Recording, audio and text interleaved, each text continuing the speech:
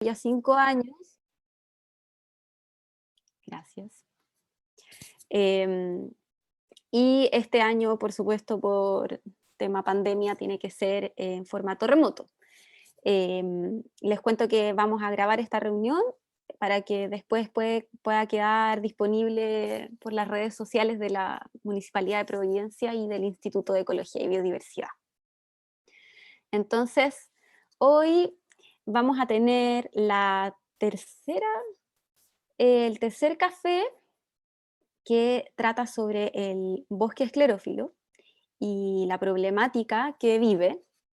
Y no tenemos solo un presentador, sino a 3, y son Cristian del Piano, Alejandro Miranda y Juan Ovalle. Los 3 son ecólogos de distintas universidades de Chile, y los 3 trabajan en 3 instituciones científicas distintas: el Instituto de Ecología y Biodiversidad, el CAPES, que es un centro de ecología aplicada, y el CR2 del clima y la resiliencia. Entonces, les doy la bienvenida. Muchas gracias a los 3 por estar aquí y los dejo que ustedes comiencen con el café. Una aclaración: las preguntas, si quieren, la pueden ir haciendo por el chat. Yo las voy a ir anotando y al final las hacemos. ¿Prefieren así, chicos? Que dejamos un ratito al final para ustedes ir respondiendo las preguntas. Sí, está bien. Ya, perfecto. Adelante entonces. Ya, buenas tardes. Yo voy a compartir pantalla y Juan es el que va a comenzar la presentación. Yo voy a ser el que va a ir cambiando, así que van a escuchar a veces que me digan cambia, cambia, cambia. Esto te lo venimos diciendo hace rato, pero no cambias. Pero no cambio.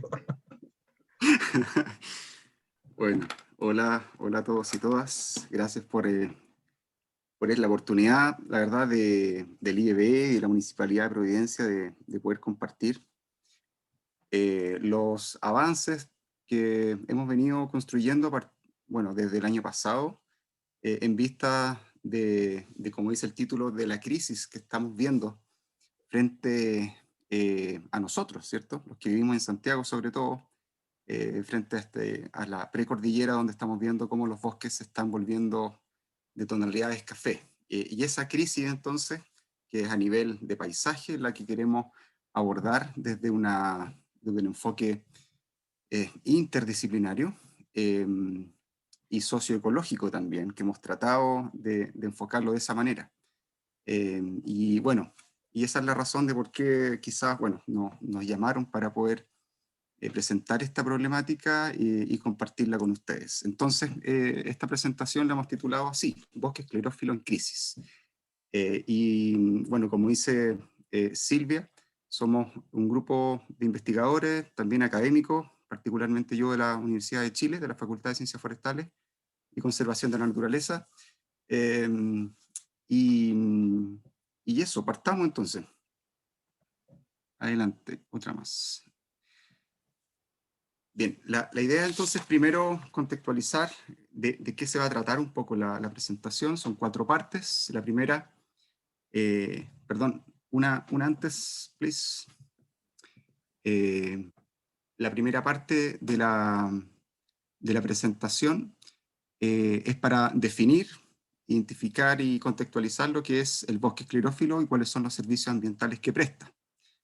Una segunda parte donde vamos a hablar cuáles son los forzantes, los impactos y las adaptaciones que está teniendo el bosque frente a las sequías, las olas de calor, incendios y todos estos factores, ¿no es cierto?, que lo está llevando a esta crisis que estamos nosotros presentando el día de hoy. Después una tercera parte donde vamos a explicar un poco cuáles son las iniciativas de investigación, difusión y gobernanza que está empujando tanto la Mesa Multisectorial por el Bosque Esclerófilo como la iniciativa de investigación Intercentros.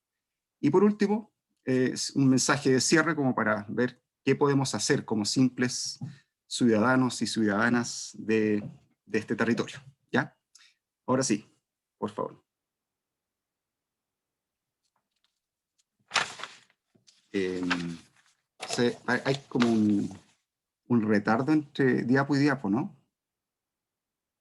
¿Qué estás viendo ahora, Porque Juan? ahí sí, ahí sí. Bien, como decíamos al inicio, ¿cierto? Primero contextualizar dónde estamos, y estamos en una formación vegetal que se llama bosque esclerófilo, que es característica de las zonas que tienen clima tipo mediterráneo, ¿ya? Por lo general se caracteriza por un grupo de especies herbáceas, arbustivas y arbóreas. La arbórea, el estrato arbóreo principalmente siempre verde, ¿no es cierto?, que son hojas perennes, hojas duras, coriáceas, con adaptaciones también a la sequía principalmente, y eso es lo que hace esta característica de un bosque que sea particular y único. Por otro lado, el bosque esclerófilo en general, y a diferencia de otras formaciones vegetales de otros ecosistemas mediterráneos del mundo, el de Chile no tiene particularmente adaptaciones al fuego, ¿ya? De todas maneras, sí es capaz de rebrotar vigorosamente después de un incendio, como lo muestra el litre, por ejemplo, u otras especies, que es súper característico el rebrote post-incendio, pero no es un rasgo adaptativo a partir de una historia evolutiva, ¿ya? Que eso lo diferencia un poco de los otros ecosistemas, otros bosques de los ecosistemas mediterráneos. Otra, por favor. Bien, ¿dónde se encuentra esto? Como ya les dije, y la adelanté un poco, a nivel mundial existen otros lugares donde el clima es similar, y los patrones también climáticos son similares a los que tiene la zona central de Chile.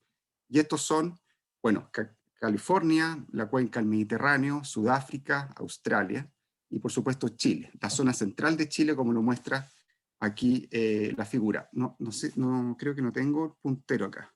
¿O sí? Sí, aquí lo tengo. Espérame. Es que no puede, Juan, porque yo soy el que estoy compartiendo. Ah, de Pero no más. sé si se ve Ya. la flechita, Mi flecha no creo. ¿O la sí? mía, mi flecha. Sí, sí. Ya, Quizás tú me puedes yo te ayudo. guiar. Ya, vale. Entonces, como decía, bueno, se encuentra situado en la zona central de Chile, por lo general entre los paralelos, entre la latitud 30 a 40, ya 42 aproximadamente. Y como lo muestra en la figura de la derecha, es todo este sector azul, ya que va desde de la región de Coquimbo, bordeando la cordillera de la costa, y en la medida que se adentra hacia la zona central de Chile, se ensancha esta distribución y que toma prácticamente de precordillera litoral, ¿ya? Y esto continúa hasta el sur, hasta aproximadamente la región de la Araucanía, el sur de la Araucanía, aunque todavía hay algunas poblaciones de especies del bosque esclerófilo más allá de la Araucanía, de hecho hasta los lagos, ¿ya? Pero en general, los bosques mediterráneos, por lo general, se caracterizan por esta estacionalidad marcada, ¿cierto? El clima mediterráneo tiene una estacionalidad marcada que es donde los veranos son muy distintos a el otoño, a la primavera, y así. Y eso es una característica que no la tienen, por ejemplo, los ecosistemas con clima tipo tropical, ¿ya?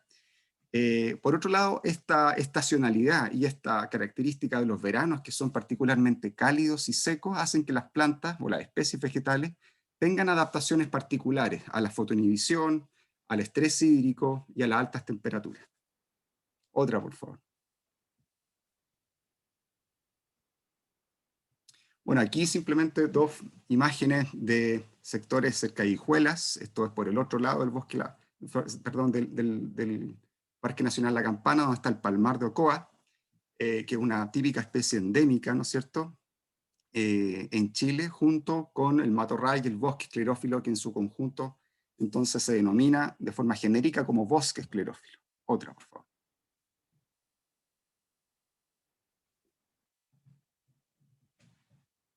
Aquí también otra fotografía que muestra en la región metropolitana lo que es Rinconada de Maipú, donde actualmente está el Santuario de la Naturaleza de Quebrada de la Plata. No sé si lo han podido visitar.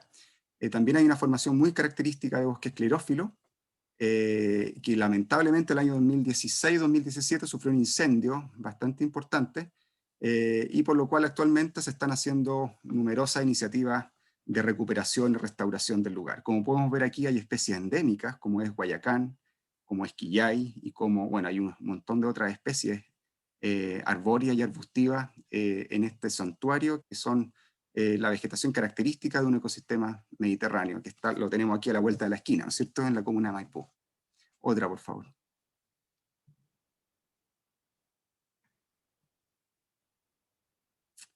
Bien, por lo general, los bosques o cualquier ecosistema natural provee de servicios ecosistémicos, que también son llamados servicios ambientales.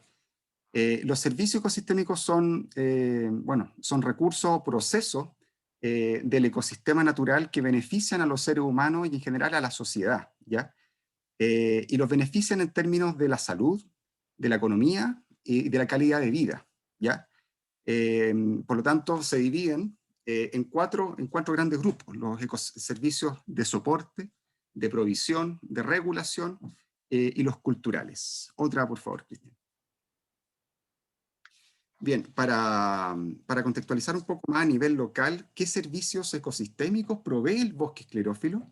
Actualmente está en desarrollo un trabajo liderado por Cecilia Schmidt, en la cual se están identificando cuáles son específicamente los servicios de provisión, regulación, soporte y culturales que puede proveer el bosque esclerófilo. Y por lo tanto, le da una particularidad en términos de la importancia que tiene preservar estos ecosistemas para así no comprometer, por ejemplo, la provisión de madera, la provisión de extractos químicos que pueden generar incluso las saponinas, que son insumos como adyuvantes para las vacunas que se están generando por algunas empresas farmacéuticas. También la importancia que tienen las semillas, los esquejes de especies nativas, principalmente para la economía de los viveros, todo lo que tiene que ver con la producción de miel y los subproductos de la colmena, agua potable, bueno, y como pueden ver, una larga lista de servicios que son claves para el bienestar de la sociedad en general. Otra, por favor.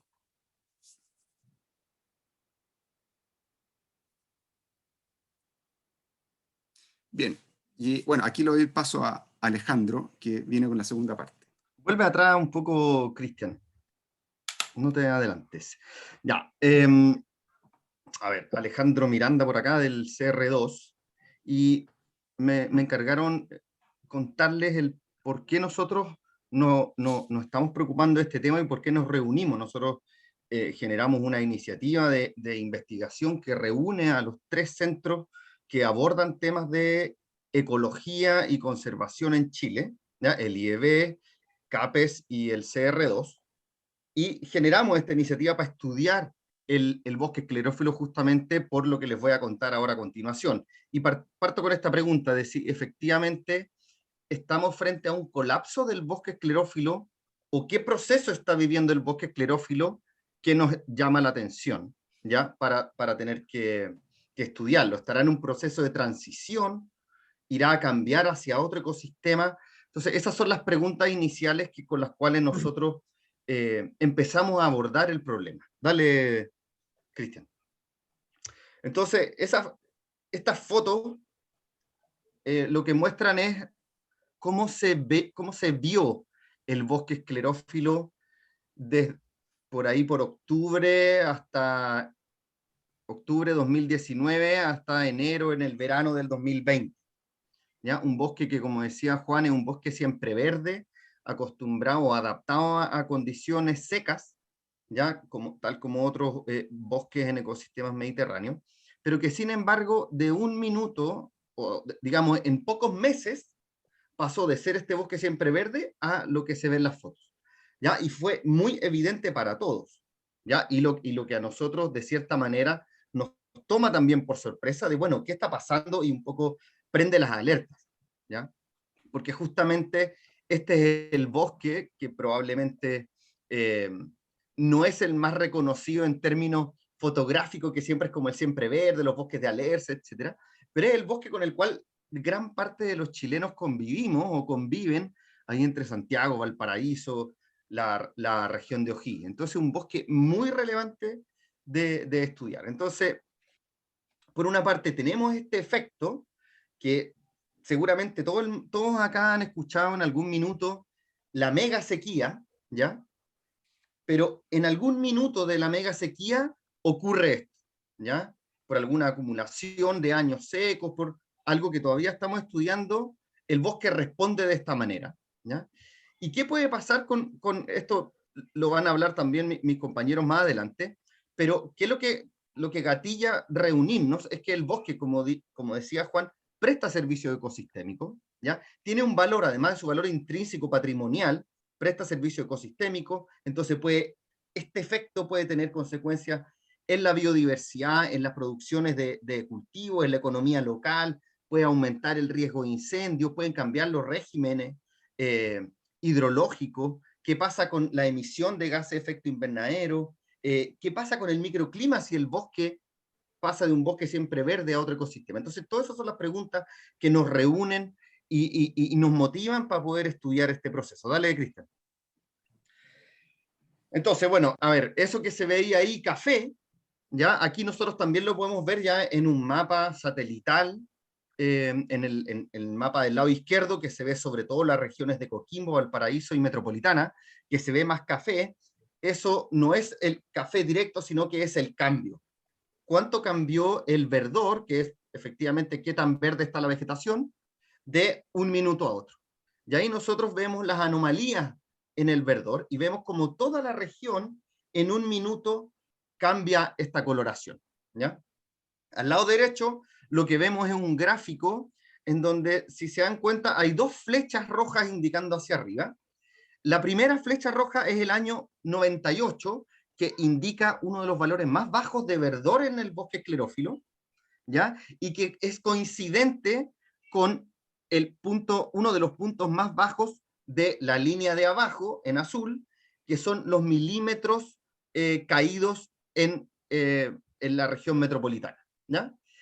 Y el segundo punto más bajo de verdor en la línea de arriba es justamente este que nosotros vimos el año comienzo de 2020 y que coincide también con esta llamada hipersequía, que es la que vivimos el año 2019, en donde hubo cerca del 90% de déficit de precipitación, ¿ya? Entonces, esos 10 años de megasequía, más el año de hipersequía, el 2019, que es uno de los más secos del siglo, ¿ya? O sea, solo tiene 4 compañeros dentro de todo el siglo que se le asemejan,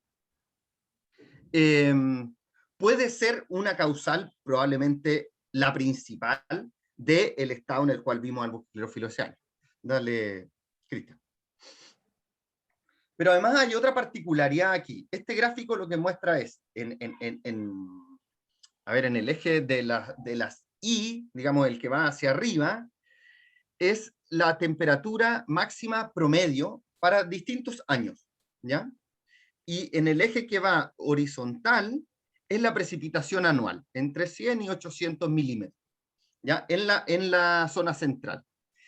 Los puntitos que se ven pintados de color naranjo son los años de la mega sequía, ¿ya? O sea, están todos acumulados en un sector. Y en ese sector, ¿qué ocurre? No solo ha llovido poco, sino que además los promedios de temperatura también son los mayores. Entonces tenemos doble efecto estos años de mega sequía, y si se fijan, el año de hipersequía también es uno de los más cálidos, o sea, hiperseco y de los más cálidos. O sea, tenemos una combinación en estos últimos 10 años que evidentemente puede afectar, dado el cambio en las condiciones históricas en las cuales ha evolucionado el bosque esclerófilo.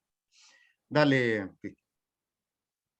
Entonces, lo que vimos en ese momento, que es una anomalía o cambio abrupto, sincrónico, masivo, desde las regiones de Coquimbo hasta en toda la distribución del bosque esclerófilo, hubo un cambio en este verdor de verse verde a verse café en cerca de un 80% de la distribución del bosque, ¿ya? O sea, independiente de dónde estuviera ese bosque, si estuviera en la costa, si estuviera en la cordillera, si estuviera en cualquier lugar, incluso distintas composiciones de especies, todo el bosque se vio afectado por esta combinación de factores o por otros también, pero que ese año decae masivamente. Y aquí, mira, ahí abajo, en el gráfico de abajo, lo que muestra es desde el año 2000 hasta el año 2020, los cambios en el verdor de la vegetación. Se ve como un electrocardiograma, y eso lo que va midiendo un poco es la, digamos, entre comillas, salud del bosque. ¿Qué tan verde está el bosque? Y si se dan cuenta, no había mucha señal previa de que esto podía cambiar abruptamente. Y nos damos cuenta que el año 2019, todo el sistema cae abruptamente, y no es que pase a un estado diferente, pero sí está en un estado diferente el bosque esclerófilo, más café, etc. Dale, Cristian. Entonces, acá un ejemplo de este cambio abrupto. Esta es una quebrada en la precordillera, o sea, perdón, claro, la precordillera andina. Entonces esto es en septiembre de 2019, todo verde, etcétera. Dale, Cristian. Y en enero 2020 ya este era el panorama, ¿ya? Entonces, donde vemos que es en poco tiempo que ocurre esto, y en gran parte de los lugares, igual hay lugares que se mantienen verdes y todo, y esas abren preguntas de investigación en términos de la resiliencia, qué especies serán, etc. Dale. Aquí otro ejemplo, ya más impresionante, para mi gusto, ya, esto también en septiembre de 2019, dale, Cristian, y el cambio también, por supuesto, o principalmente fuera de las zonas de quebrada, que son las zonas que más acumulan agua. Ya, si se dan cuenta, se ven las líneas de las quebradas que aparentemente mantuvieron ciertas condiciones para que el bosque se mantuvieran. Pero todo esto va abriendo y abriendo preguntas de, ¿serán estos fondos de quebrada los últimos nichos ecológicos del bosque esclerófilo o un refugio ante el cambio climático? Todo este es un proceso que estamos viviendo de cambio y que estamos vigilando. Dale. Entonces, como les decía, que este es un proceso de cambio, y volviendo a la pregunta inicial de si es que estamos viviendo un proceso de colapso, de cambio, de transición, justo el año 2019, yo le dije que fue el de hipersequía, y que fue lo que causó ese año, que es la foto de al medio, el 2020, a principios del 2020, que el bosque cambiara de color y ese fuera su tonalidad, dado que se secaron las hojas, etcétera, ramas. Pero el año 2020 justamente fue uno de los años más lluviosos dentro del promedio de la mega sequía, ¿ya? O sea, fue un poco más lluvioso que el promedio de los últimos 10 años. Entonces, este bosque, que es tan resiliente y está adaptado a la sequía, responde positivamente y vuelve en algunos lugares, en ciertas condiciones, en también, como les decía, zonas o condiciones en las cuales estamos estudiando, logra recuperarse. El asunto es, ¿cómo se ha recuperado? Si la arquitectura de los árboles sigue siendo la misma, si se recupera desde las ramas, si se recupera desde la base de los árboles, se recuperan todas las especies o no. También se abren, como les decía, o sea, a pesar de que haya recuperación, podemos haber estado presenciando cambios en términos de la estructura, la composición de especies, quizás hay especies que sí, otras que no. ¿Cuál ha sido el efecto que ha tenido esto en la fauna u otros procesos? También es parte de lo que queremos entender. Dale. Y como última cosa, como para también contextualizarlo en términos globales, hace poco nos preguntamos, bueno, ¿qué tan único ha sido este último mega sequía concatenado con la hipersequía que nos ha pegado tan fuerte en la zona central? ¿Qué tan único ha sido en el mundo? Y partimos analizando con respecto a cómo ha sido en comparación a otros ecosistemas mediterráneos. Y nos dimos cuenta de que esta última década, ha sido la más seca del último siglo en cualquiera de los ecosistemas mediterráneos del mundo, ¿ya? ¿Y qué es lo que implica esto? Que nosotros estamos un poco viendo una ventana hacia el futuro, porque el promedio, o digamos los valores que nosotros encontramos en esta década, ¿ya?, de precipitación, son los montos que estaban proyectados para finales del siglo iban a ocurrir. Entonces, potencialmente, esas proyecciones para finales de siglo haya que corregirlas, y eventualmente puede ser más seco o puede ser estas condiciones, y que nos vamos a tener que ir acostumbrando a estas condiciones. Lo que lo hace un problema complejo, lo que lo hace un problema además único, y que puede servir también como espejo como un adelanto, una sinopsis de lo que puede ocurrir en otras partes del mundo. Así que nada, ahí estamos vigilantes a ver qué sigue pasando con esto. Y este año parece que también se viene muy seco, parece que cerca del año 2019, pero todavía eso es incierto, así que esperemos que no, pero bueno, les parece una condición a la cual nos tendremos que acostumbrar. Dale, Cristian. Gracias, Ale. Bueno, hola a todos. Soy Cristian del Piano, del Instituto de Ecología y Biodiversidad IEB y también de la Universidad de La Serena. Así que, aparte de ser de distintos centros de investigación, somos junto a Ale y Juan y también Solange, Nelia, de distintas ciudades. Así que esta es una iniciativa descentralizada en su totalidad. Y bueno, de acuerdo a lo que nos mostró Alejandro, si bien sabemos que en general todo el mundo está sometido a un cambio debido al cambio climático y también al cambio global, este fenómeno de decaimiento de bosques se ha observado en otras partes del planeta. Pero hasta lo que tenemos entendido nosotros y lo que hemos observado, sobre todo en las áreas mediterráneas del mundo, como las que mostró Juan, la magnitud y sincronía que ha presentado el bosque esclerófilo en el decaimiento no tiene comparación. Y entonces saltaron las alarmas. ¿Qué hacemos para los que conocemos el bosque esclerófilo, para los que nos hemos criado cerca del bosque esclerófilo y la precordillera? Nada, uno se siente parte del bosque esclerófilo. Entonces, ¿qué está pasando? Y lo que se nos vino a la mente era que existía un colapso, de que el bosque esclerófilo iba a desaparecer de la faz de la Tierra. Y bueno, con el tiempo hemos decantado un poco, hemos estado reflexionando, y está la pregunta: ¿estamos frente a un colapso del bosque esclerófilo o una transición? ¿Y qué es colapso? ¿Cómo podemos entender colapso?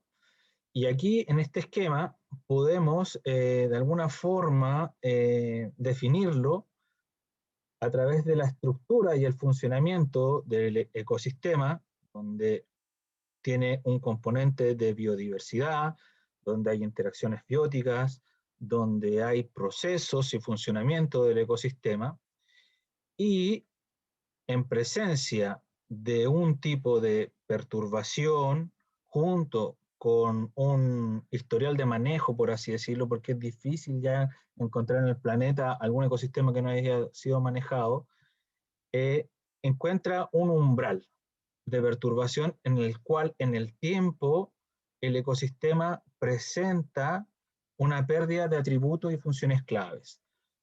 Y de alguna forma eso se puede cuantificar a través de la declinación del área de ocupación del ecosistema, la degradación ambiental, la pérdida de especies claves, alteración de procesos bióticos y por último la pérdida de estructura y funciones. Entonces nosotros, lo que hasta el momento hemos visto, que en esta mega sequía que nos contó Alejandro, que no, también no tiene comparación con ningún otro ecosistema mediterráneo del mundo, es si esta pérdida sincrónica y abrupta del verdor que presentó el bosque esclerófilo refleja un colapso. Y no lo sabemos. ¿Por qué? Porque necesitamos tiempo. Para esto uno necesita hacer observaciones y un monitoreo de largo plazo. Y la verdad que en ecosistemas forestales sabemos que los árboles viven mucho tiempo y esto no es un problema que tengamos solamente nosotros, es un problema que existe en todo el mundo en ecosistemas de bosque. Pero sí podemos teóricamente definir distintos escenarios que pueden ocurrir después de un colapso de un ecosistema. Y en este caso tenemos el escenario 1, en el cual la pérdida de las estructuras y la función del ecosistema no se recupera o cambia a otro ecosistema. Y en este caso podríamos tener un ecosistema completamente degradado, como, a ver, pueden presenciar quizá a veces cuando se sale de Santiago hacia el norte, donde se ven casi puras praderas ahí de hierbas anuales. Eso antes no eran hierbas de praderas anuales. Donde a pesar de que llueva, a pesar de que hayamos tenido años nuevos, o sea, años buenos, no se recupera. Pero también está la posibilidad de que se transforme a otro ecosistema. Y lo que ha pasado en otras partes del mundo es que se ha observado que cuando los bosques decaen, empiezan a darle espacio a matorrales mayormente, como los que tenemos aquí en La Serena, o también a praderas. Ese es el escenario de no recuperación. También hay un escenario de recuperación parcial o total, y en este caso depende de la capacidad de resiliencia del sistema. Y esa capacidad de resiliencia, la capacidad de volver a su estado original después de la perturbación, depende de qué tan intensa fue la perturbación, cuánto dura, cuánto ocurre, y también de las capacidades que podríamos tener nosotros de forma adaptativa, por ejemplo, a través de la reforestación o la restauración ecológica, de recuperar ciertas partes, como por ejemplo la estructura, el funcionamiento ecosistémico, o incluso de reintroducir especies que se han perdido, por ejemplo, lo que están haciendo ahora en Isla Pascua con el toromiro. Y también hay un estado que es más teórico, que es un estado de no equilibrio, en el cual, después de esta perturbación, el ecosistema entra en fases. Y durante el tiempo, dependiendo de la ocurrencia de nuevas perturbaciones o de años buenos, puede pasar a ser un tipo de ecosistema y en el tiempo otro. Y así va a ir continuando. Ahora bien, yo les dije que estos escenarios posteriores dependen de factores que deben ser entendidos de una perspectiva socioecológica. ¿Y por qué socioecológica? Porque tanto las forzantes, los impactos y la adaptación, en este caso las forzantes, ¿qué está causando el colapso del bosque? Los impactos, cuáles son sus consecuencias, y su adaptación, cómo respondemos, están determinadas por componentes que son propios de la ecología o de la naturaleza del ecosistema, pero también de un componente humano, antropológico y social. Entonces, por ejemplo, tenemos en las forzantes, lo que ha hablado Alejandro, de la sequía y también de altísimas olas de calor que no se ha tenido registro. No sé si hoy día salió en las noticias que en Canadá se está viviendo 49 grados de calor en Vancouver, una cosa nunca antes vista. ¿Cómo están respondiendo? ¿Cuál es la tolerancia de las especies a estas olas de calor? Pero también tenemos los incendios, la ocurrencia de los incendios. Ya tuvimos un mega incendio, creo que el 2017. No es solamente que se incendie más o se incendie menos, el tamaño de esos incendios. Y otra consideración también a tener en cuenta es el cambio de uso de suelo, cómo se ha ido fragmentando, por ejemplo, el bosque esclerófilo. Los impactos van directos sobre la biodiversidad del ecosistema y su funcionamiento ecosistémico, pero también sobre el bienestar humano. En qué es lo que nos entrega el bosque, no solamente desde un punto de vista económico, sino también desde un punto de vista cultural, incluso también emocional.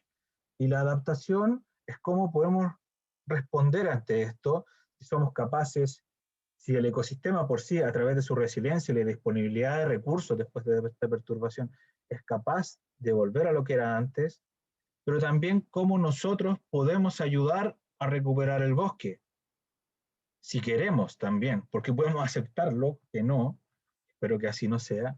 ¿Y cómo hacemos eso? Uno, por ejemplo, puede ser el cambio de estado de conciencia, de ver de verdad, como lo hace la cosmovisión mapuche, por ejemplo, que ve el bosque como parte de ellos, que ellos son parte del bosque, que no es un mero recurso. Y también cambios en la conducta social, por ejemplo, a través de legislaciones que restrinjan ciertas actividades o acciones que van en detrimento de la recuperación del bosque. Entonces, esta perspectiva socioecológica es necesaria para enfrentar el desafío del colapso de los ecosistemas. Y aquí tenemos un ejemplo, por ejemplo, las que tenemos las forzantes, la sequía y hipersequía, cómo afectan en procesos, los impactos sobre el proceso demográfico, cambio a nivel de las comunidades de especies, no solamente de las plantas, sino también de la fauna, incluso hasta los microorganismos del suelo que proveen servicios esenciales como la descomposición de la materia orgánica y la acumulación de carbono en el suelo, y eso todo asociado a la pérdida de servicios ambientales, y cómo nosotros podemos adaptarnos a este nuevo escenario, que, vuelvo a reafirmar, no sabemos muy bien cómo va a ser el futuro, no tenemos los antecedentes porque no hemos tenido estudios a largo plazo que nos puedan definir la respuesta del bosque esclerófilo, incluso a algo que, no, como dijo Alejandro, no se ha vivido al menos durante este siglo. Y aquí tienen que entrar no solamente las ciencias biológicas, sino también las ciencias sociales. Y no también solamente las ciencias básicas, sino que también las ciencias aplicadas. Pero también tenemos que incluir a actores sociales, a organismos públicos, a empresas, propietarios de tierra, esencial en el bosque esclerófilo porque sabemos que los espacios públicos, terrenos que pertenezcan al Estado en la zona central de Chile son muy escasos. Y para darle un poquito de contexto terrenal aquí, lo que estamos haciendo en Chile, nosotros desarrollamos un workshop, convocamos a diversidad de investigadores de los 3 centros, del IEB, de CAPES y del CR2, investigadores senior, investigadores jóvenes, postdoctorantes, estudiantes de posgrado, para tratar este tema, sobre todo para conversar de qué sabemos y qué no sabemos sobre forzantes, sobre los impactos y sobre la adaptación del bosque esclerófilo frente al cambio global. Y esto fue un ejercicio, porque la verdad nos damos cuenta de que a pesar de que entendemos ciertas cosas, hay cosas que no entendemos y que no las sabemos porque aún no las hemos investigado. ¿Y qué nos dijeron los científicos y las científicas sobre las forzantes que están conduciendo a este cambio, a este decaimiento del bosque esclerófilo?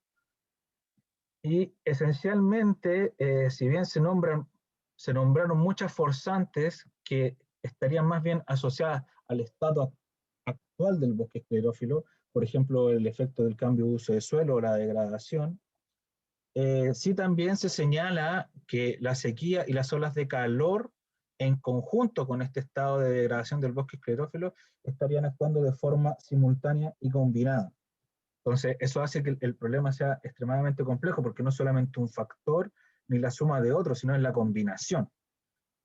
Pero nosotros siempre lo hablamos, que no es juntar dos colores, sino que esos colores se mezclan y generan otro color.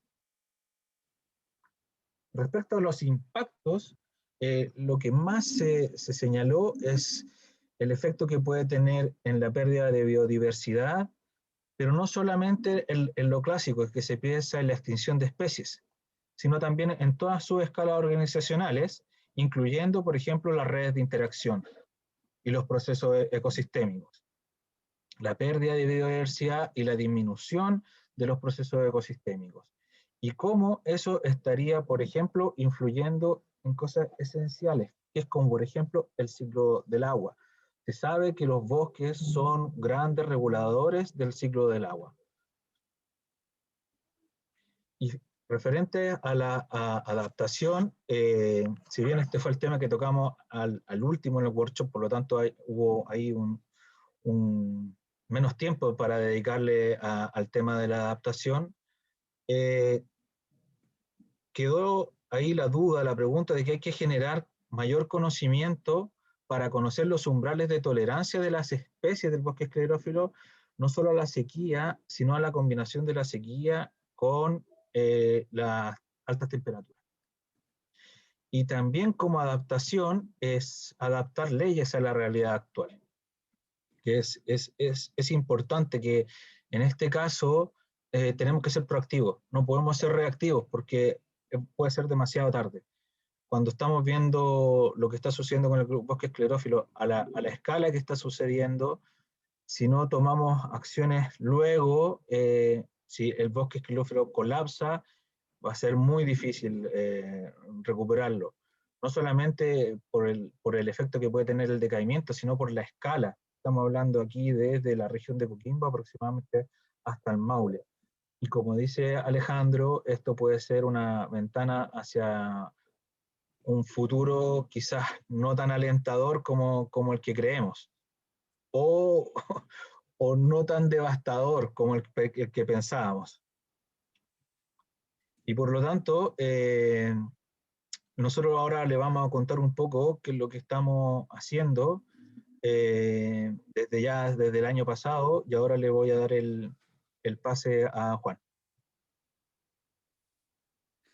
Sí, la siguiente, Cristian. Claro, como comentaba Cristian, desde que inició la pandemia, un poquito después de los primeros meses de pandemia, comenzamos a reunirnos frecuentemente con un grupo de investigadores, académicos, profesionales, sociedad civil en general, eh, para ver de qué manera podríamos buscar al menos respuestas frente a lo que estábamos evidenciando, ¿no es cierto?, en el bosque. Y por eso creamos una mesa multisectorial autoconvocada finalmente para abordar el problema del bosque esclerófilo. Entonces, la siguiente, ¿cómo nace esta iniciativa y cuáles son los resultados? Nos organizamos en 4 mesas de manera de poder comunicar efectivamente a la comunidad a través de declaraciones públicas,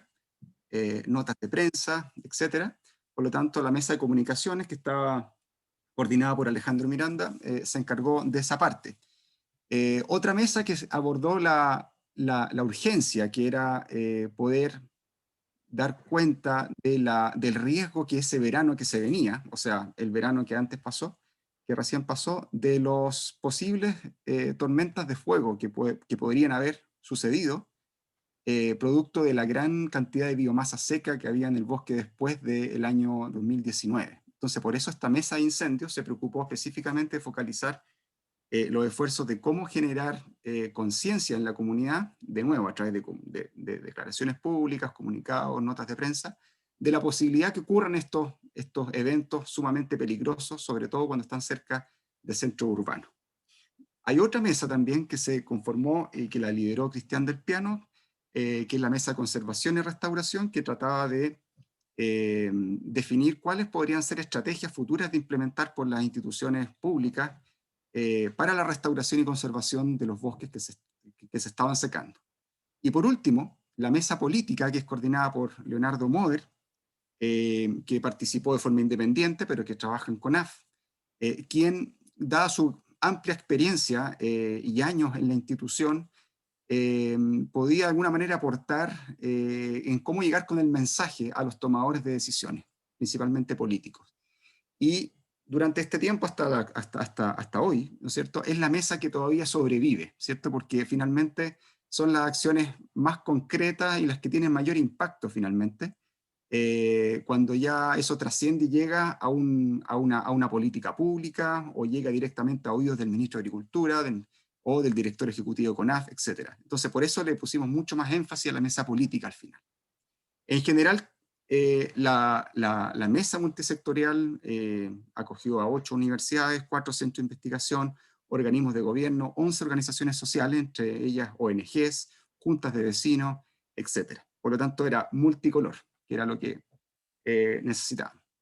Bueno, después de este año y medio de actividades, hemos logrado levantar la voz en el sentido de poder llegar con mensajes directos y para eso hemos usado los canales de comunicación masivos, hemos hecho webinars como este, por ejemplo, y otros que se han hecho con anterioridad, mucho más focalizados en resultados científicos, ¿cierto?, en la evidencia científica, y también, ahora último, apoyando una formulación de un proyecto de ley. La siguiente. Bueno, dentro de las declaraciones que se pudieron publicar, era principalmente con la urgencia de poder evitar entonces las posibles tormentas de fuego, sobre todo en la región de Valparaíso, que es la que concentra la mayor cantidad de eventos de incendios forestales durante las temporadas de verano. Entonces, para eso se hizo un listado de recomendaciones en las cuales se adhirieron más de 100 personas. La siguiente.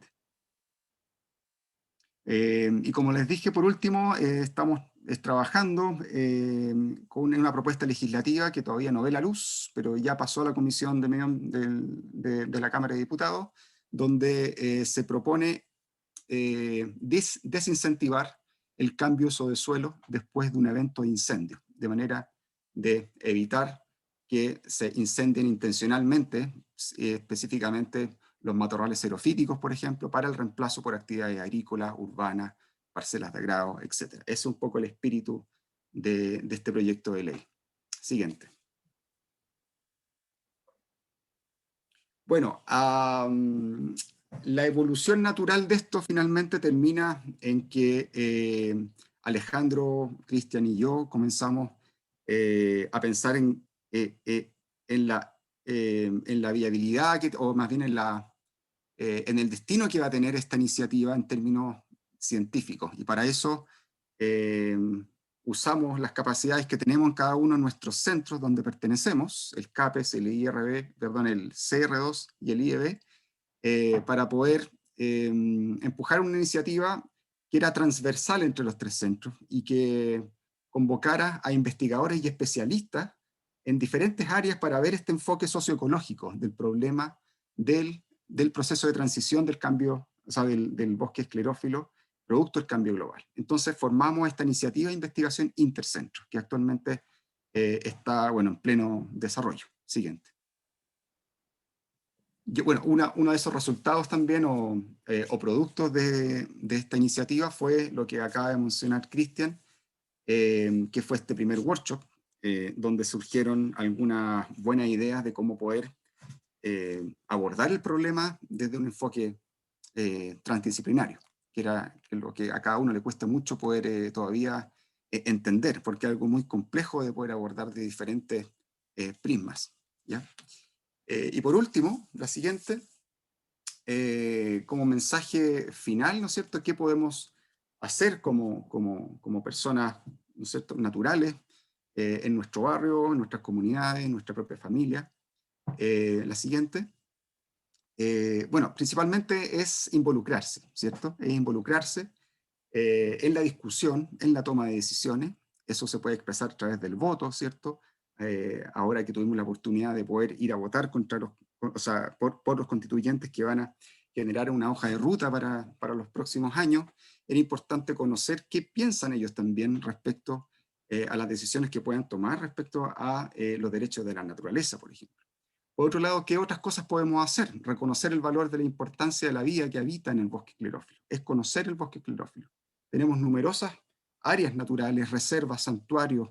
Ahora último, acá en Pirque, un parque nacional ahora, ¿no es cierto? Río Clarillo, que son lugares que están accesibles, ¿cierto? Donde está la formación de bosque esclerófilo, que nos invita entonces a poder reconocerla y de esa manera, conociendo, vamos cuidando.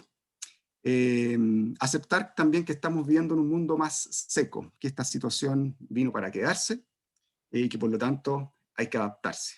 Y esa adaptación implica también un cambio cultural en el uso del agua, en el uso de los recursos y en nuestros hábitos de consumo principalmente. ¿Ya?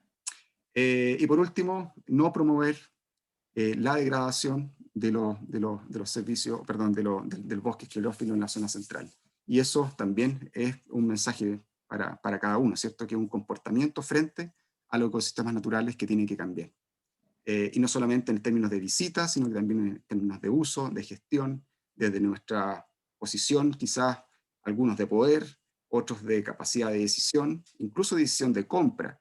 Si yo tengo la posibilidad de comprar o no, por ejemplo, una parcela de agrado, en donde se está generando un cambio de uso de suelo constante, en donde hay amenazas frente a la expansión urbana en zonas que posiblemente sean de alto riesgo de incendios forestales o que se pueda generar degradación de la vegetación nativa.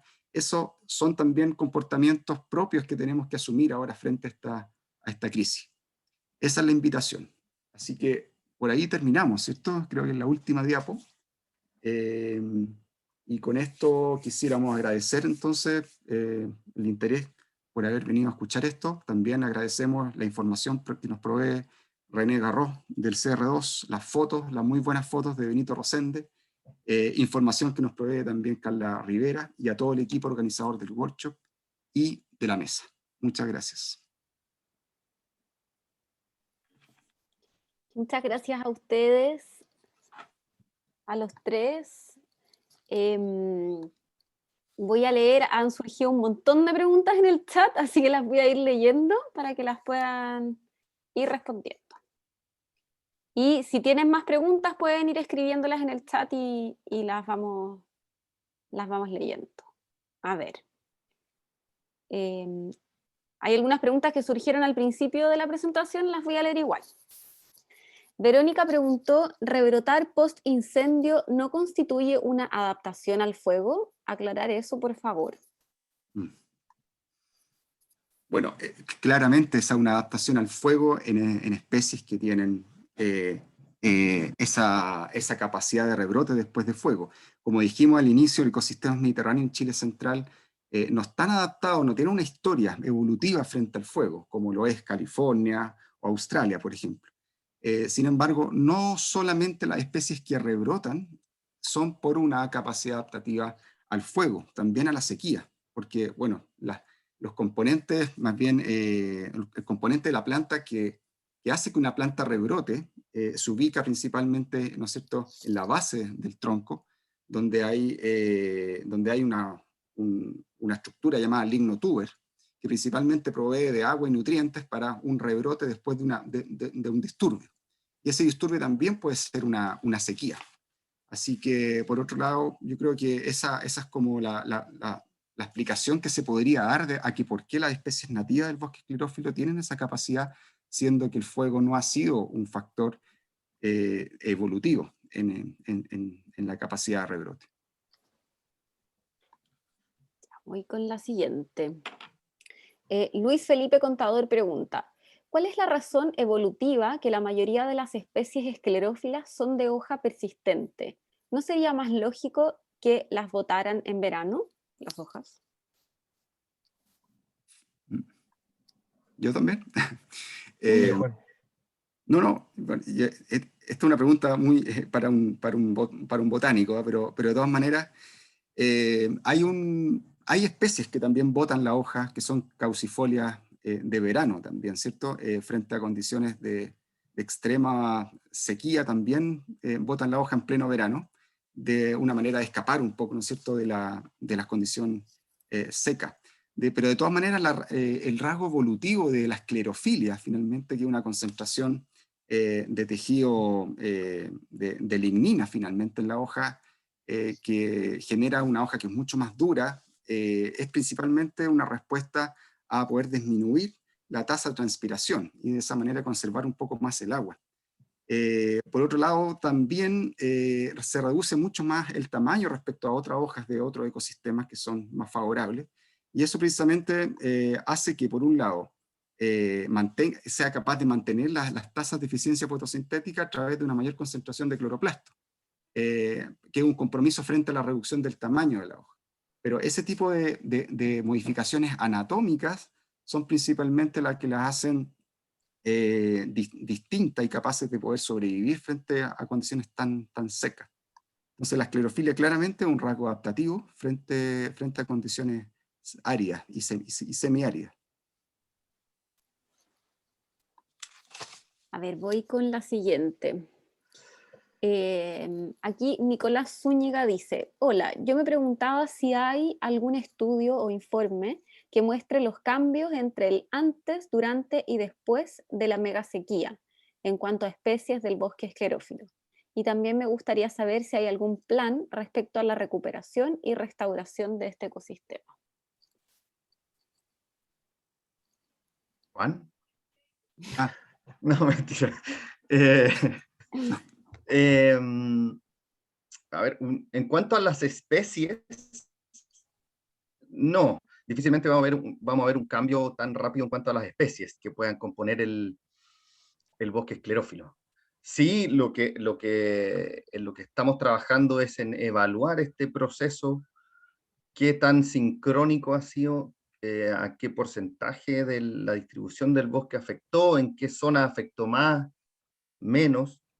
En paralelo también estamos con una tesis tratando de evaluar cuál ha sido esta, por decirlo, supuesta recuperación del bosque del año 2020.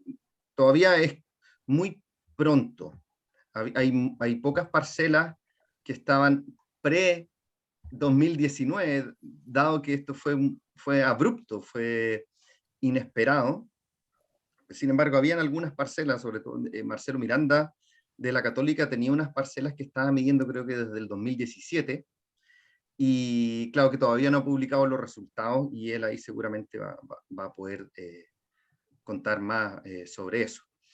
Y con respecto a la restauración del bosque, también es incierto. Yo sé que ahora hay un plan de restauración que está comprometido en la NDC, que es la restauración a escala de paisaje, y hay otro proyecto GEF de restauración, no sé si será el mismo, que de hecho a nosotros nos contactaron para poder establecer un área piloto de restauración del paisaje en el bosque esclerófilo, pero esa todavía está, digamos, en estudio donde se establece, ¿ya?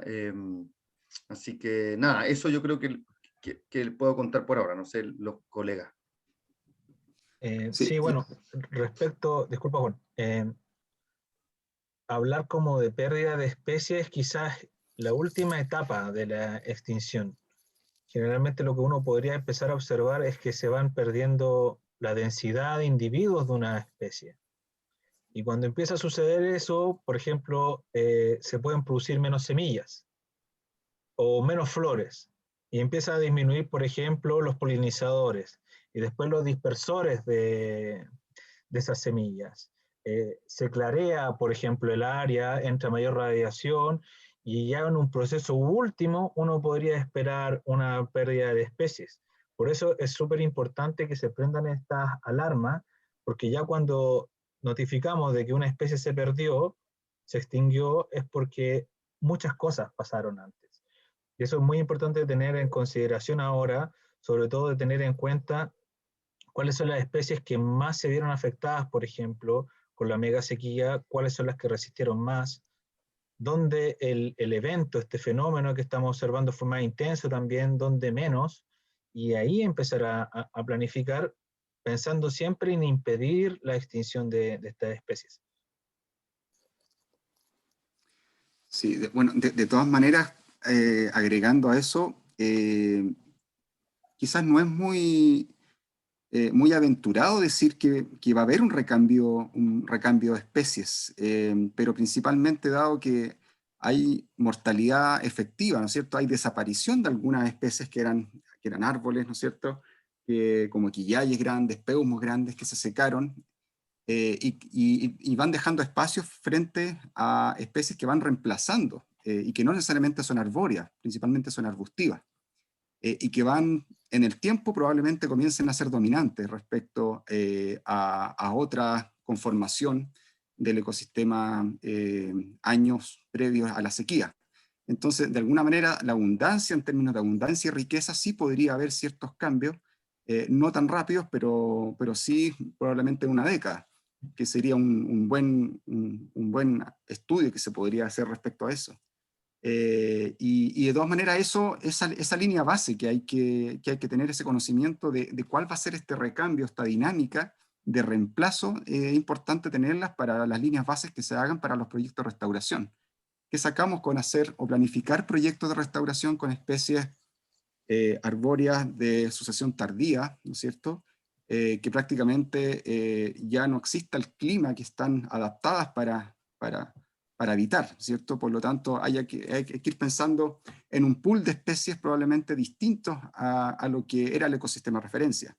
Y en términos del ecosistema de referencia también hay que ir pensando que esto también es dinámico. Ya no podemos pensar en un ecosistema de referencia hace 50 años, hace 30 años atrás.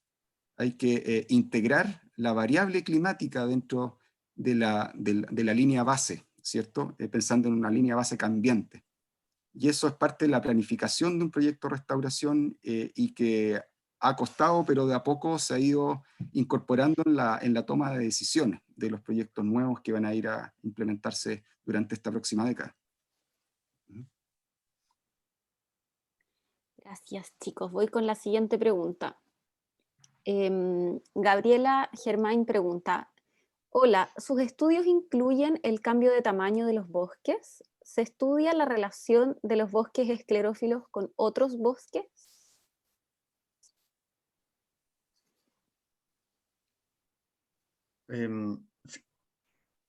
interpreto tamaño con superficie, es decir, cuánto bosque hay, me imagino. Sí, también me imagino así. De eso hay alguno, hay trabajo, no lo que estamos haciendo nosotros. Claro, porque nosotros estamos centrados justamente en el efecto de la sequía y otros efectos en el bosque esclerófilo en términos de cómo reaccionó el 2019, este browning o pardeamiento, etc. Entonces estamos tratando de entender ese proceso particular, ¿ya? Sí sabemos que también se cruzan otros forzantes que van interactuando con el clima, ¿ya? Como justamente está el cambio de uso del suelo, ¿ya? Que puede estar los incendios, y otros que pueden ir reduciendo la superficie del bosque esclerófilo, pueden ir fragmentando el bosque esclerófilo, que también lo puede hacer más vulnerable a la sequía, ¿ya? Pero nosotros en particular no estamos estudiando el cambio en la superficie del bosque. CONAF lleva un catastro de bosque nativo en donde cada aprox 10 años miden cuánto bosque hay en todo Chile. Hay algunos artículos publicados de la pérdida del bosque esclerófilo que fue publicado el año 2010 y que en ese momento señalaba que entre el 73 y el año 2008, creo, se había perdido cerca de 40% del bosque esclerófilo o del bosque de la zona central. Y otros trabajos también van en esa línea. Hace poco también se reveló que incluso hay cambio de uso de suelo permitido por planes de manejo de CONAF hacia zonas agrícolas. Entonces sí, es constante, digamos, estas amenazas. En la zona también que está la mayor presión por uso del suelo, ¿ya? En esta zona donde hay alta densidad, alta productividad.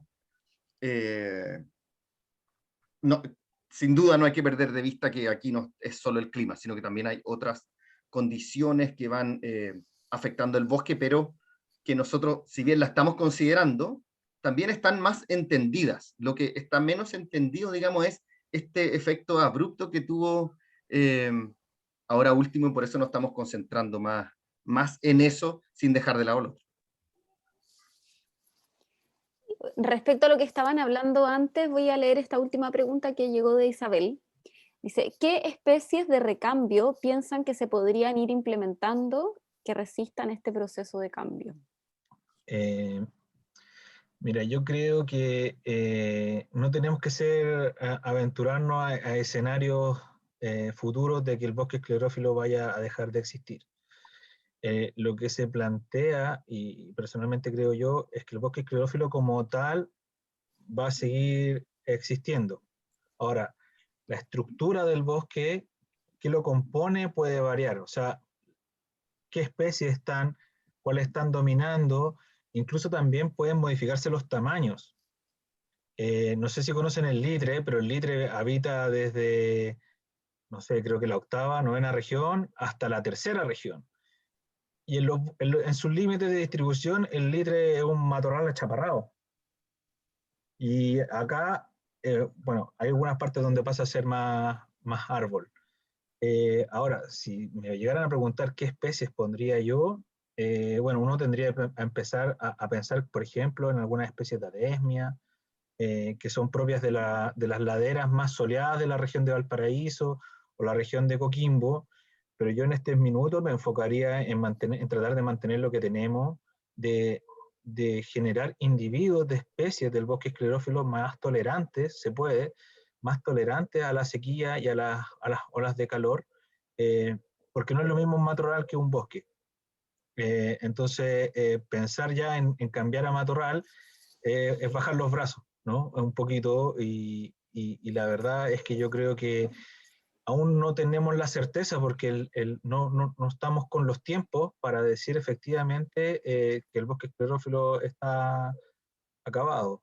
Yo creo que necesitamos tiempo, como hemos observado, y quizás alentadoramente, los árboles que pensamos que podían estar muertos están rebrotando algunos.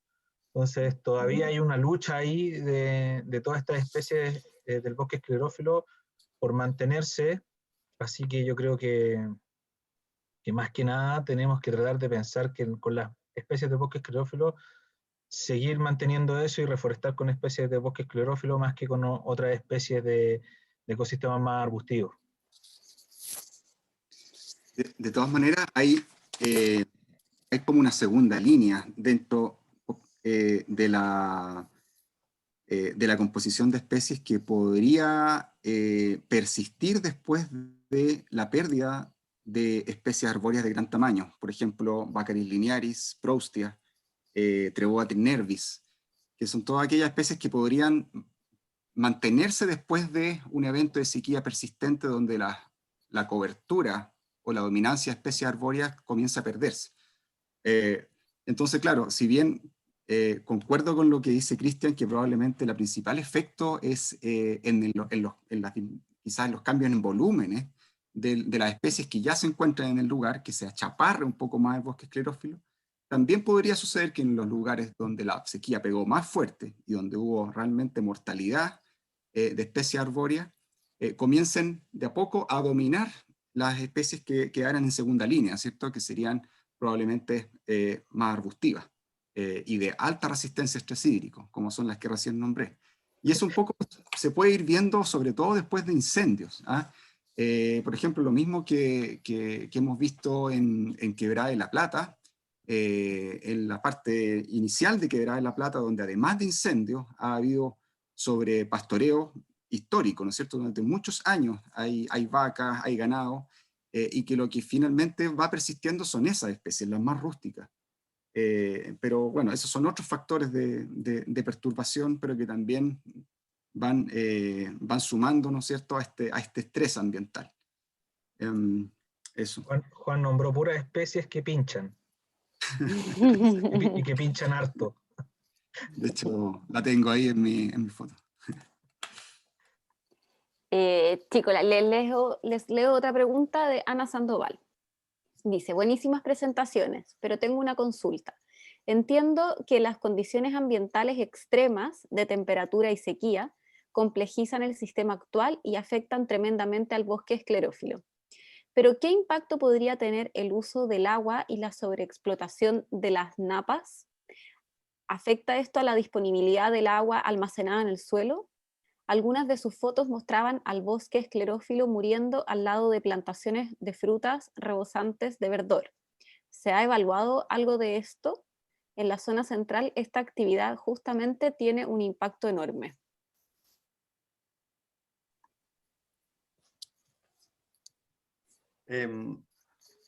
Puedo contestar. No sabemos el efecto que pueda tener otros usos del agua. ¿Ya? Lo que sí sabemos es que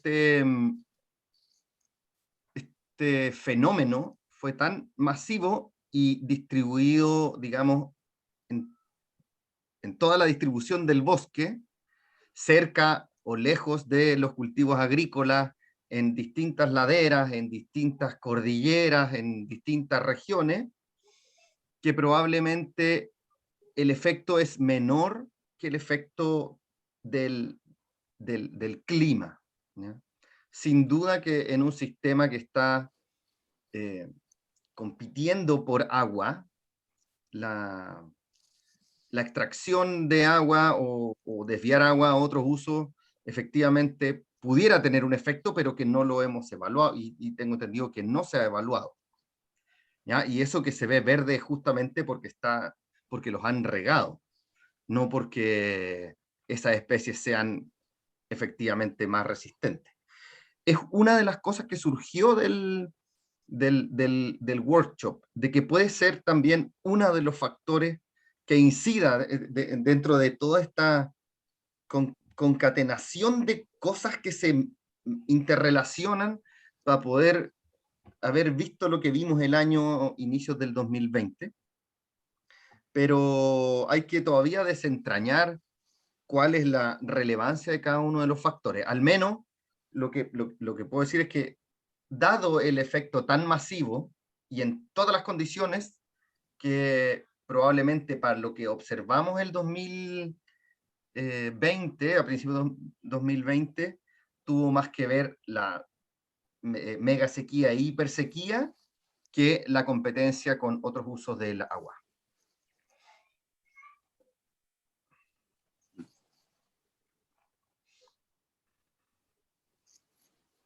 Voy con otra pregunta que llegó. ¿Qué impacto potencial tendrá el estrés al que está sujeto el bosque esclerófilo sobre las NDC que acaba de actualizar Chile? Esa creo era para mí. Sí. Digo, Sí, directa. no, a ver, las NDC es el compromiso que hace Chile en función del Acuerdo de París, ¿ya? Entonces se establece de que Chile va a hacer ciertas acciones para combatir el cambio climático, ¿ya? Y para Chile, lo más relevante, al menos dentro de las NDC, dentro de ese compromiso, lo más relevante que hay para poder cumplirlos son los bosques nativos de Chile, ¿ya? O sea, son los bosques nativos los únicos que, digamos, como sistema, estarían capturando carbono, ¿ya? Entonces, el tener no sé, 500 o 600.000 hectáreas de bosque nativo que ya no están capturando carbono, por supuesto, la línea base con la cual yo cuento esa captura me cambia. Entonces, eventualmente, para yo poder lograr la carbono neutralidad el año 2050, tengo que capturar más en otros sectores o dejar de emitir en otros sectores para poder lograr ese efecto. Tampoco está cuantificado cuánto efecto ha tenido esa sequía o si ese bosque pasó de ser, digamos, sumidero, de capturar carbono, a ser un emisor de carbono. O quizás fue temporalmente y ahora no, eso tampoco lo sabemos, pero por supuesto que los cambios en la superficie de bosque afectan los compromisos internacionales que tiene Chile con respecto al cambio climático, dado que todos los compromisos descansan en la capacidad que tiene el bosque nativo para capturar carbono atmosférico. Eso. Dale. Porque esa respuesta, y no es culpa de Alejandro, en ningún caso, pero una respuesta bajo un enfoque bien utilitario finalmente, porque se centra en la captura de carbono para compensar las emisiones de efecto invernadero, pero ¿qué pasa con la biodiversidad? Que es otro enfoque que queda de lado finalmente, porque no solamente esto es un mercado del carbono, la restauración no debe ser un mercado del carbono, porque si no está mal enfocado finalmente el asunto. Y en ese sentido, el desafío es mayor todavía, porque si bien la restauración es una herramienta para recuperar hábitat, calidad de hábitat, finalmente, para proveer o sostener la biodiversidad de un ambiente que la perdió, ahí tenemos que entrar en juego con otras herramientas, ¿sí, no? Con la selección de especies, con la calidad de la planta, con la calidad de sitio, y también, por supuesto, con las comunidades. Una restauración ecológica, una planificación de una restauración ecológica sin las comunidades no tiene ninguna viabilidad en el tiempo. Y en ese sentido hay muchas patas cojas dentro de las NDC y dentro de todos estos grandes compromisos o acuerdos internacionales que pusieron por encima la superficie a restaurar antes de, primero, ver si hay una superficie disponible para restaurar, y primero, ver si hay material disponible para hacer esas restauraciones. Entonces se impuso una meta de 1 millón de hectáreas, por ejemplo, sin tener en cuenta si están ese 1 millón de hectáreas para restaurar. La mayoría del territorio principalmente es privado. Hay una serie de conflictos también como para que un propietario se haga cargo de una restauración. ¿Qué le garantiza a él mantenerla? ¿Qué costos tiene eso también? Entonces, desde ese punto de vista, si bien las NDC viene a ser una solución en parte a la recuperación de la vegetación que ha sido degradada o perdida, hace falta quizás un complemento a todas esas políticas que vengan a complementar un poco la necesidad de recuperar la biodiversidad dentro de estas recomendaciones. Y en ese sentido, el desafío aún es mayor ahí. Yo creo que falta mucho trabajo antes de poner una cifra encima de la mesa para establecer metas de restauración. Yo quisiera agregar algo, igual complementando lo que dijo Juan y Alejandro, que quizás mucho más importante de que si estos bosques son capaces de ser sumidero de carbono, es saber que los bosques son capaces de regular la temperatura de la atmósfera y también son parte muy importante del ciclo hidrológico. Si nosotros capturamos carbono como locos, Chile, por la superficie que tiene y por el impacto que tiene, no vamos a poder cambiar el alza de la temperatura a nivel global. Pero localmente nosotros, si hacemos restauración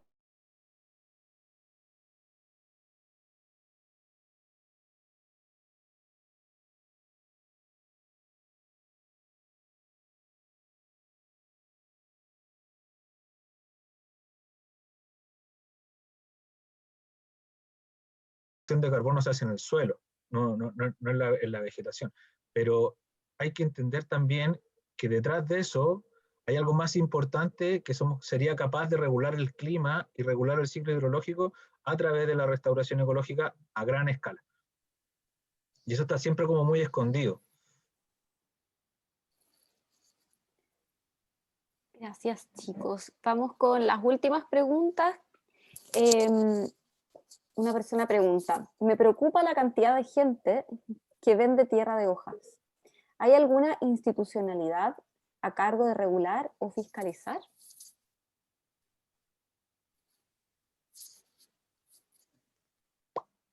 No sé, yo creo que sí, debería haber CONAF, supongo que debería haber planes de manejo para la extracción de tierra de hoja. Sí, yo sé que no es permitido la comercialización claro, es ilegal. del bosque. Sí, lo que hay ahora, afortunadamente, la comercialización y producción de compost, pero productos de residuos orgánicos de cosecha, de pasto, de otras fuentes, pero no de la hojarasca del bosque nativo, que cumple también un rol ecológico sumamente importante en la germinación. Así que yo creo que, o sea, no es que yo crea, sí está regulado eso. Lo que no está quizás bien es fiscalizado, pero sí, sí eso no está permitido. Quizá ahí el principal fiscalizador debería ser el consumidor, ¿no? Asegurarse de dónde proviene y de no comprar en lugares que no sean autorizados. Si abre la bolsa y huele a peumo, no la compre.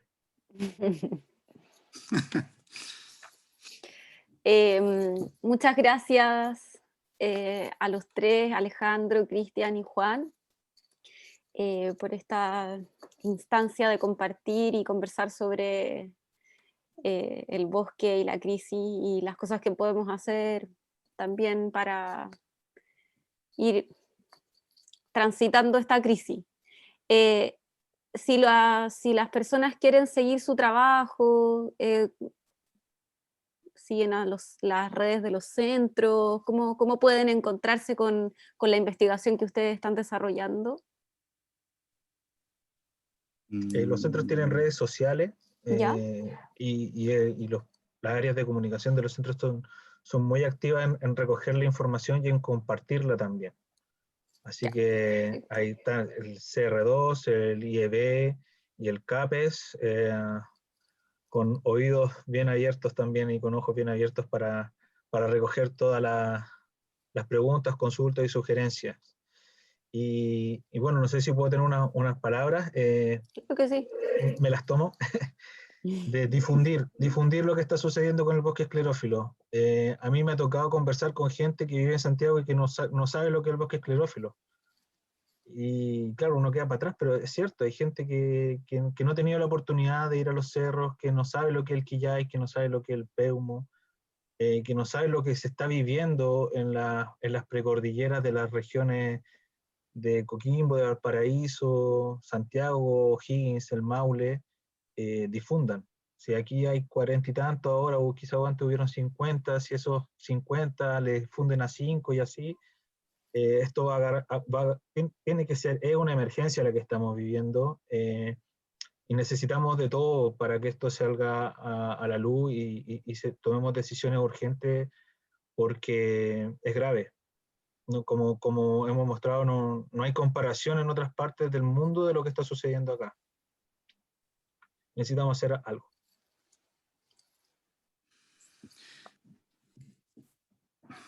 Juan, Alejandro. No, bueno, simplemente agradecerle a ustedes por darnos esta plataforma para poder difundir estas cosas. La iniciativa Intercentros, como está iniciándose, la verdad, los próximos pasos son un seminario internacional que vamos a traer invitados de otras partes del mundo donde están ocurriendo cosas similares y tienen ya proyectos más avanzados en términos de la gestión de los bosques frente al cambio climático, y vamos a traer esa experiencia a Chile para poder mostrarla. Y también parte de los objetivos de esta iniciativa es postular a fondos para poder concretar una red de monitoreo a largo plazo a través de diferentes puntos de la zona central para ir monitoreando realmente qué está pasando y cómo va evolucionando este problema, qué se va recuperando y cómo se puede ir mitigando los efectos del cambio climático en los bosques. Así que ahí vamos a tener posibilidades de tener tesis de pregrado, de posgrado y todo eso, que para quienes trabajamos en la universidad es súper útil también. Así que también los dejo invitados a los estudiantes y las estudiantes que quieran unirse a esa iniciativa.